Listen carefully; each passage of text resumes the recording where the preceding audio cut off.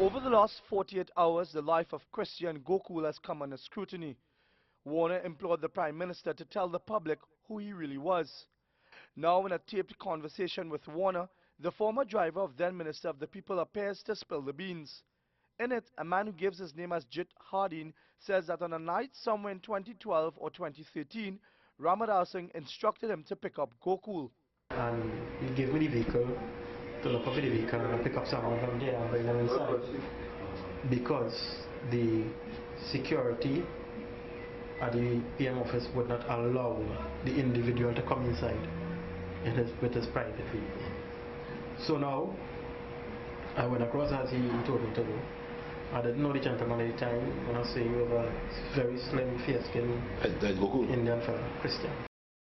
Hardeen said on re-entering the compound, he was stopped by the Prime Minister's security. But the security observed someone was seated in the back seat.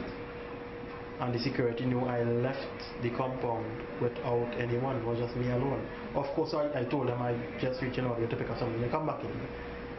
But when they observed the individual, they stopped the vehicle. So I said, no, my glass. They asked, you have anybody in the back? I said, yeah, I'll pick up somebody.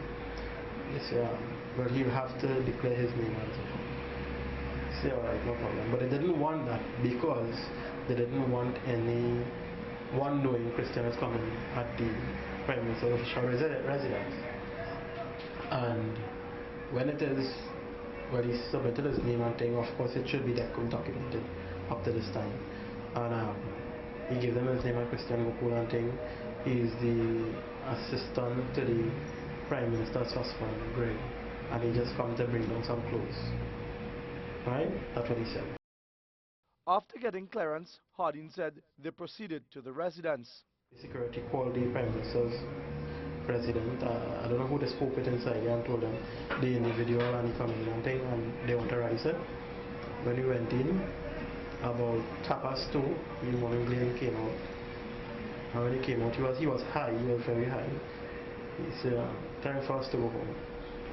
We got to high so Christian can fix up now. And Christian remained there. Warner bombards Hardeen with questions following the revelation. He's spending night. Spending night there? Yeah. Christian Gokul? Yeah, Christian Gokul. The same guy who is now head of the household? Christian Gokul, who was hiding in the car? Yeah. In Savannah? Yeah. Went to the Prime Minister's house? Yeah. Secretly? Yeah. Covertly? Yeah. TV6 News contacted Gokul about this alleged visit, but he was not ready to comment. What you telling me now? Right. I'm not aware that this person say that, right? You have to at least accept that, right? Because Fair I enough. don't know what this guy say, right? Fair enough. So I have to find out what he said. This is just unfair thing to people who do have no interest in politics, and we just trying to live our lives. TV6 News learned that since the recording, the man in the audio tape made an about turn and sworn an affidavit that the recorded conversations with Warner on August 2nd, 2013 was all concocted. Sources say a named minister had intervened and the man was allegedly paid some money. We sent text message questions about these allegations to Mr. Ramadar Singh's phone but got no response. We also questioned Ramadar Singh about the alleged instructions he gave to Hardeen to pick up Gokul and whether he had made the comments about a woman being high at the Prime Minister's residence. Since Sunday, TV6 News text messaged the Prime Minister surrounding Christian Gokul's late-night visit to her residence, and we asked her the following questions. What was the purpose of Christian Gokul's visit to her residence that morning? Did she see Christian Gokul on the said morning he came to her residence? And who is the woman that then Minister of the People, Glenn Ramadar Singh, was referring to as being high?